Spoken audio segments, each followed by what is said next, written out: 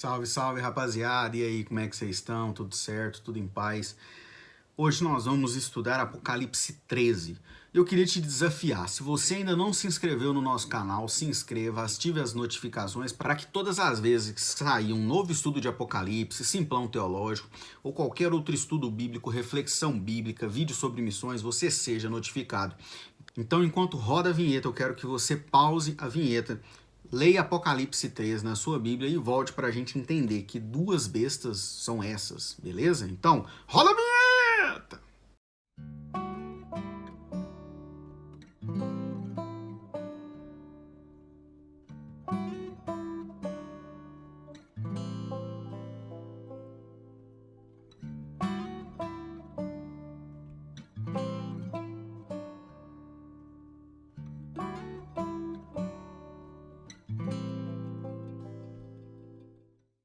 Beleza, então na última aula que a gente estudou, né, o capítulo 12, festa no céu e outros assuntos ali sobre a luta, né, do diabo e Miguel, a gente viu lá que aconteceu uma batalha cósmica, né, entre Cristo e Satanás.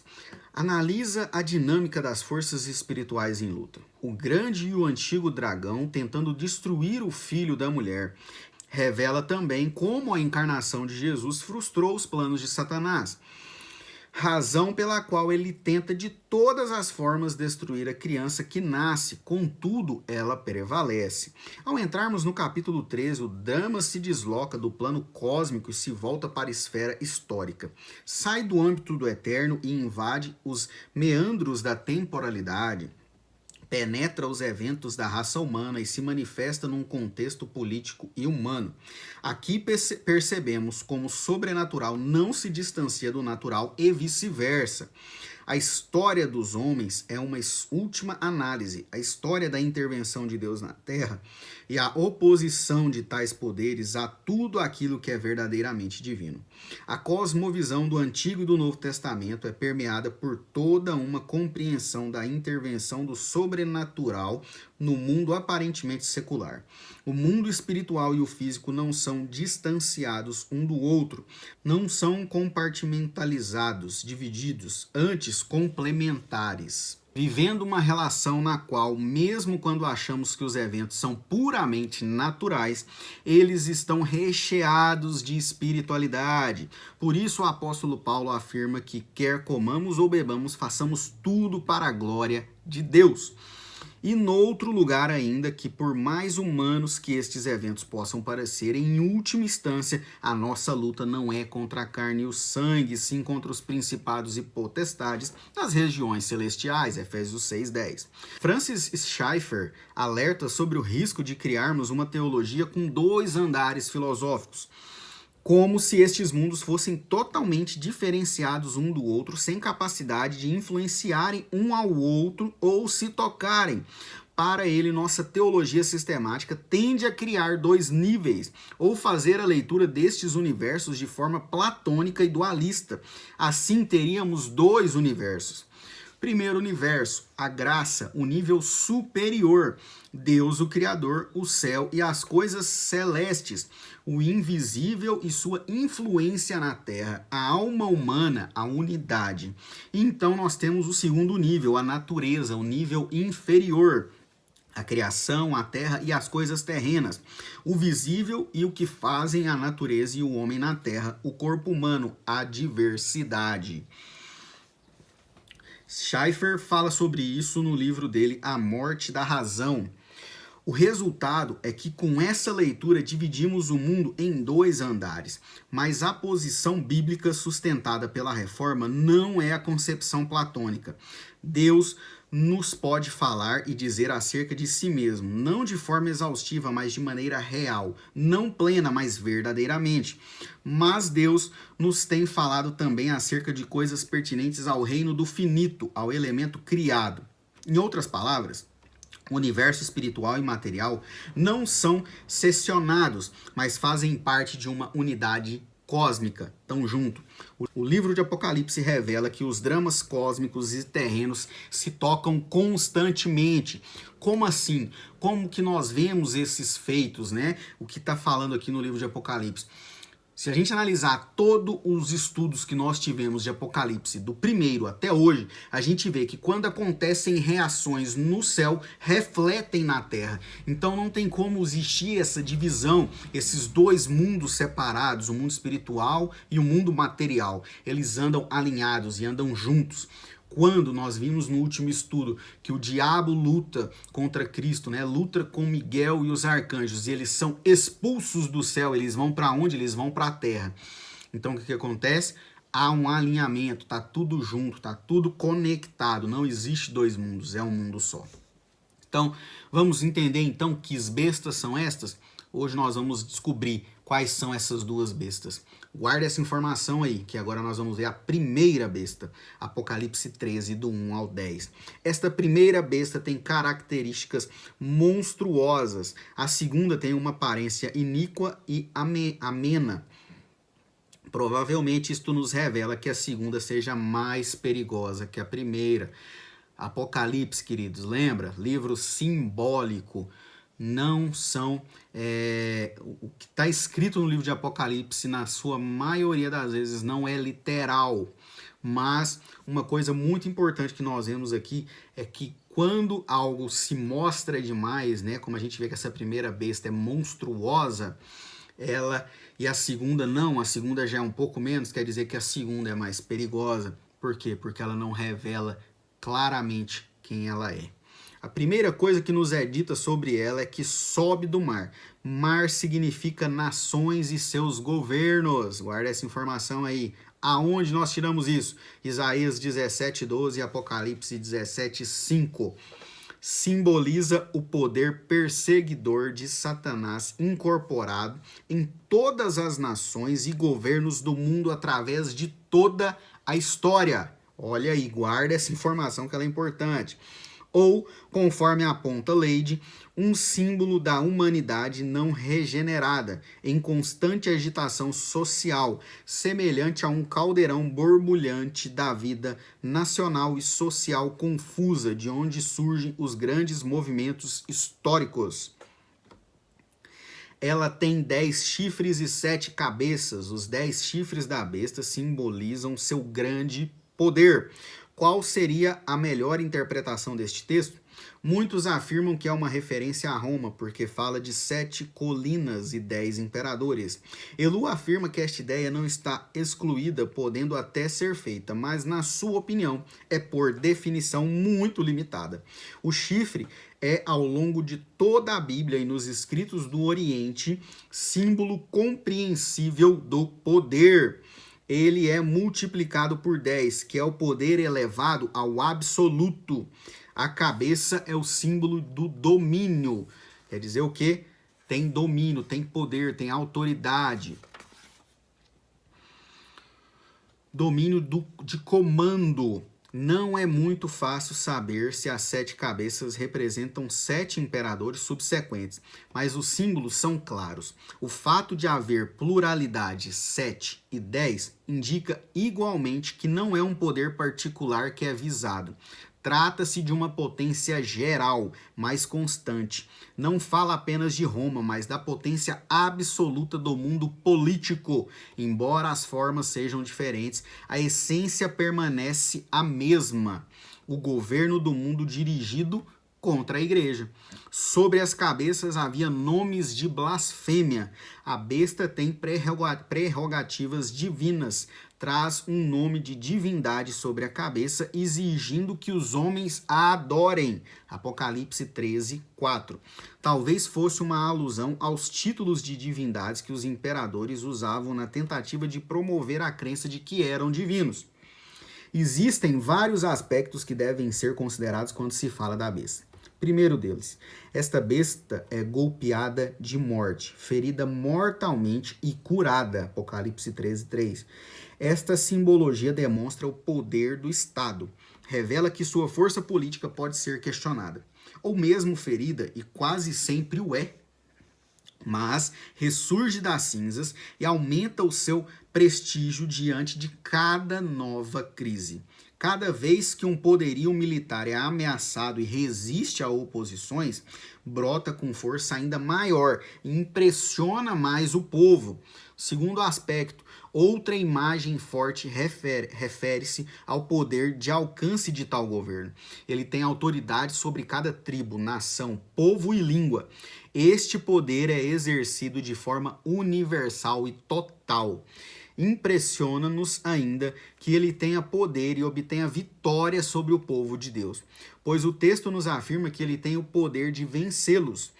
João anuncia de forma profética que a Igreja de Cristo muitas vezes viverá o dilema do aparente fracasso de sua missão, que muitas vezes será isolada de direitos e que provavelmente questionará o aparente abandono de Deus e suspeitará de sua própria relação com o Pai diante da aparente derrota para os poderes malignos, Apocalipse 13:7.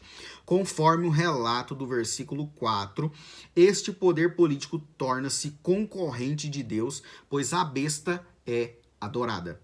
Terceiro ponto, novamente encontramos o conceito de 42 meses, isto é, 3 anos e meio, figura que denota um período limitado de perseguição. A besta blasfema e se opõe a Deus. Elu chama atenção para o fato de que, antes de mais nada, é o povo que busca o Estado para adorar. E são eles que encontram a razão lógica para se curvarem ao Estado e lhe darem atenção e louvor. Quem é semelhante à besta? Quem pode pelejar contra ela? Apocalipse 13:4. Tais pessoas não encontram divindade maior que o Estado, por isso o adoram, colocando nele a sua esperança e fé. A gente tem visto isso? Tudo isso que a gente tem falado aqui, a gente tem visto isso acontecer hoje? Não sei. Guarda essa informação para você. Com certeza nós temos visto isso hoje. As pessoas adorando o Estado, clamando, adorando líderes, exaltando líderes como se eles realmente fossem os salvadores da pátria. E o único salvador que existe é Deus, é Jesus, aquele que morreu pelos nossos pecados. Não é presidente, não é governador, não é prefeito, não é senador, não é deputado. Beleza? Guarda essa informação. Como esta besta pode acumular tanto poder e glória? O texto declara que esta autoridade é concedida pelo dragão. E adorarão o dragão, porque deu a sua autoridade à besta, Apocalipse 13:4. Com isto, Apocalipse revela que esta força política não provém de fatores meramente sociológicos, nem é subproduto de uma história cega e amorfa, mas vem da potência do dragão. Por mais admiravelmente construído que esteja, por melhor que seja sua organização, por mais politicamente correto que sejam seus princípios, tais poderes são concebidos e concedidos pela força do destruidor, a antiga serpente. Os poderes do mundo presente estão permeados pela ação do sobrenatural. O mundo visível é profundamente permeado por realidades invisíveis e é influenciado por elas. Acorda, meu filho, não vai ser um presidente, um governador que vai resolver os problemas da humanidade. Quem vai resolver é Cristo.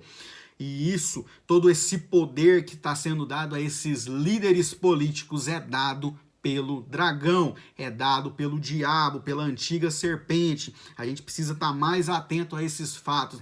Não adianta a gente achar que tudo é obra do acaso. O acaso não existe, tudo está cumprindo o plano de Deus. E aqui a gente vê nitidamente isso acontecendo hoje.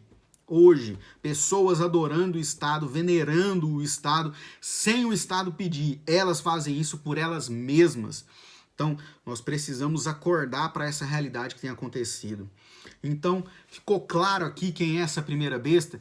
Quem é esse poderio grandioso?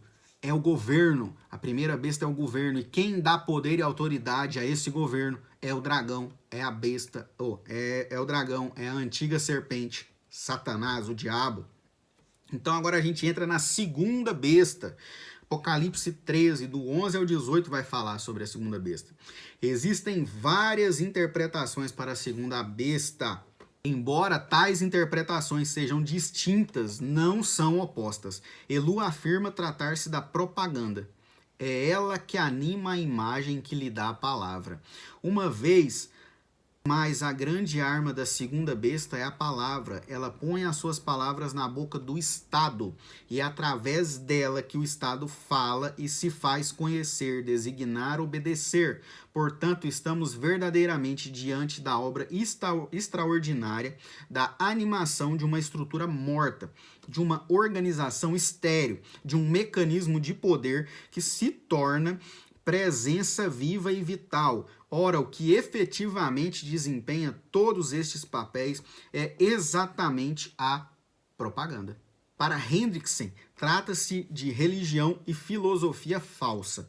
A primeira besta sobe do mar, a segunda sobe da terra. A primeira é mão de Satanás, a segunda é a mente do diabo. A primeira representa o poder perseguidor de Satanás, operando em e por meio das nações deste mundo e seus governos. A segunda simboliza as religiões falsas deste mundo. Para McDowell, refere-se aos sacerdotes ou oficiais do culto ao imperador. Os chifres representam a natureza aparentemente mansa da besta, mas os chifres contradizem a voz da criatura que fala como dragão, isto é, como voz de Satanás. Sua aparência exterior, portanto, é pretensa e hipócrita. Ele é um falso profeta. Eis revelado o sinal determinante do falso profeta de todo o tempo. Ele se submete aos homens e à autoridade temporal. A função da segunda besta é de assegurar obediência à primeira besta e fazer com que todos os povos do império a adorem. McDowell ainda cita um ponto de vista paralelo ao seu encontro em Switch, que afirma tratar-se da feitiçaria e superstição do tempo como empenhadas no intuito de impor o culto de César sobre as províncias. Representa todo o sistema religioso que se alia com as forças hostis do mundo contra a fé cristã. Cada uma dessas interpretações ilumina aspectos simbólicos da besta que emerge da terra. O objetivo desta segunda besta é fazer com que a terra e seus habitantes adorem a primeira besta, promovendo-a.